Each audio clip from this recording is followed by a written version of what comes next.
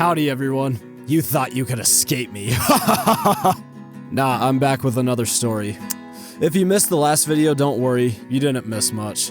But this time, I got something juicy. But what am I talking about? You read the freaking title. So I grew up in a really small town way out in the sticks. To give you an idea of how small this town is, the current population is around 200, but I personally think it's less than that.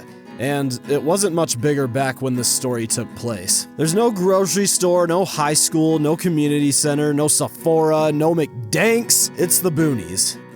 There's a Subway though, but Subway is everywhere. However, in this tiny little town of mine, there somehow managed to be an elementary and middle school. It was freaking small though, and all in one building.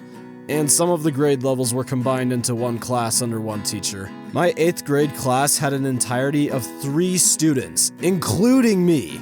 I know, it's wild. I think back in the day that school building used to host high school grade levels as well, but I'm not entirely sure. I remember one of my teachers told me that, but then another one of my teachers argued with me that it was false. They were getting so heated over it, but whatever. Anyway, I think I was in 8th grade when this happened.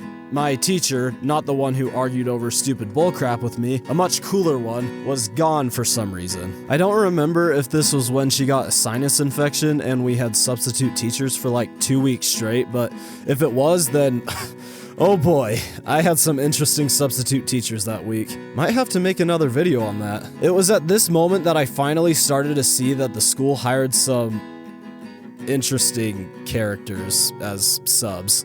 So I go into my English class with the countless other 7th and 8th graders, and I come to find that standing at the front of the classroom was this one old homie. I don't remember his name because this was almost 10 years ago, but I recognized him then and I was so stoked. As far as subs went, he seemed pretty cool, especially compared to another sub we had who spent the entire day getting offended and gaslighting the class. I also remember this guy smelled really good.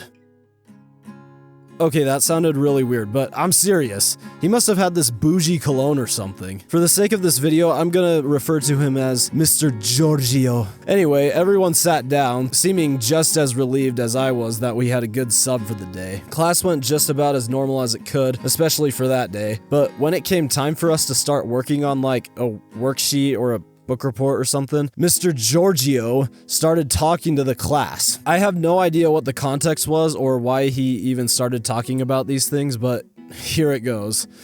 He started talking about how when he was younger, just a kid, he nearly killed his sister on purpose. Yeah, look, I know how it can be with siblings sometimes, but come on!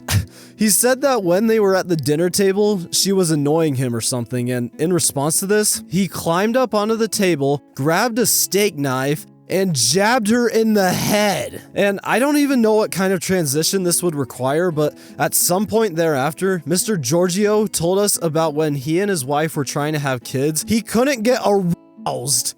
Bruh!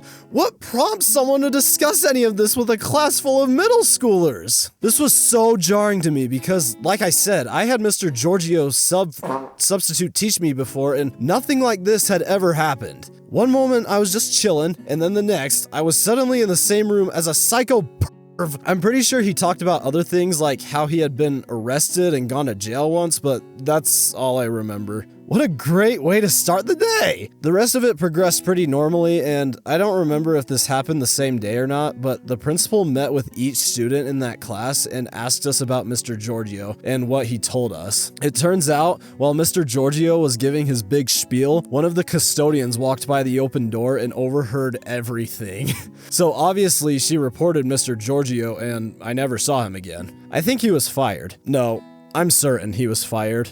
Anyway, thanks for watching. I hope you liked that story and I didn't clickbait you too badly. A like and a sub would be appreciated, and I'll see y'all next time.